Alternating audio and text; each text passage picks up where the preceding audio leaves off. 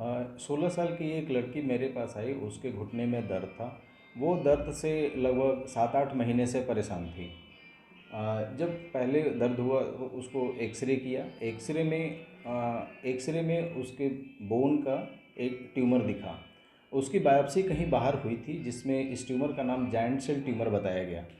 इस ट्यूमर को हमने लास्ट वीक इसको ऑपरेट किया। इसकी ख़ास बात यह थी क्योंकि यहाँ पर एक इम्पॉर्टेंट नस होती है, पैरों का नस होता है, जो हमारे पैर के पंजे को चलाने में मदद करता है। क्योंकि यह नस उस ट्यूमर से बिल्कुल चिपका हुआ था, इसलिए यह जो सर्जरी थी वो काफ़ी इम्पॉर्टेंट थी। उस नस को बचाना बहुत इम्पॉर्टेंट था। यदि उस नस में थोड़ी भी इंजरी होती, थोड़ा भी उसमें यदि दबाव पड़ता, तो इस बच्ची का पैर का चलना बंद हो जाता। एक तरह से कहें तो उसे लकवे का डर था। इसलिए इस सर्जरी में उस नस को बचाना एक बड़ा ही इम्पॉर्टेंट पार्ट था। जी, डॉक्टर साहब ने किस तरीके से आपने किया? एक आप विस्तार से कुछ बताना चाहें? क्योंकि देखिए 16 वर्ष का बच्चा, आमतौर पर क्या किस एज ग्रुप में ऐसी चीज़ें पाई जाती हैं? और ये जो आप ट्यूमर बता रहे हैं, इसका अगर विस्तार से बताएं, ट्यूमर है क्या चीज़ है? किस तरीके का किया? देखिए, हमारे शरीर में ट्यूमर कहें तो एक तरह का ये कैंसर है। इस ट्यूमर का नाम जायंट सेल ट्यूमर है। अक्सर ये शरीर में फैलने वाला नहीं होता, लेकिन कुछ जायंट सेल ट्यूमर 5 से 10% ऐसे होते हैं जो हमारे शरीर के दूसरे हिस्से में फैलने का खतरा होता है। तो इस ट्यूमर क्योंकि यहाँ पर हमारा एक इम्पॉर्टेंट नस होता है, जिसको बचाना बहुत ही इम्पॉर्टेंट होता है।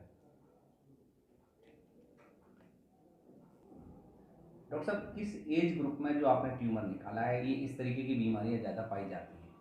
अक्सर ये देखा गया है कि ये जो ट्यूमर है ये 25 साल से ऊपर वालों को ज़्यादा होता है। क्योंकि इस लड़की का उम्र 16 साल था, इसलिए यह इस उम्र के हिसाब से ये कह सकते हैं कि इस उम्र में ये ट्यूमर कम होता है। ये भी एक इम्पॉर्टेंट बात थी। इसलिए भी ये इम्पॉर्टेंट हो जाता है कि 16 साल में इस तरह का बोन का ट्यूमर हमें कम देखने को मिलता डॉक्टर है। साहब, कोई मेल और फीमेल का भी कोई चक्कर है क्या? बहुत ज़्यादा इसमें वेरिएशन नहीं होता मेल फीमेल में, क्योंकि यह एक यंग लड़की थी, इसलिए इम्पॉर्टेंट हो जाता है। इसका आगे का फ्यूचर भी है। यदि नसों में कोई प्रॉब्लम हो, पैर का न चलना एक परिवार के लिए बहुत बड़ी बात होती है। जी, क्या नाम है आपका और आपकी बेटी का ट्यूमर निकाला गया पैर का? जी, इस मेरा बारे में नाम बताएं। आस मोहम्मद है। मैं फ़िरोज़ झिरका ब्लॉक से, डिस्ट्रिक्ट नूंह से हूँ सर। जी, कैसे पहुंचे आप हॉस्पिटल और इलाज के बारे में बताएं। सर, हमारे एक रिश्तेदार की सर्जरी हुई थी डॉक्टर साहब के पास पहले भी।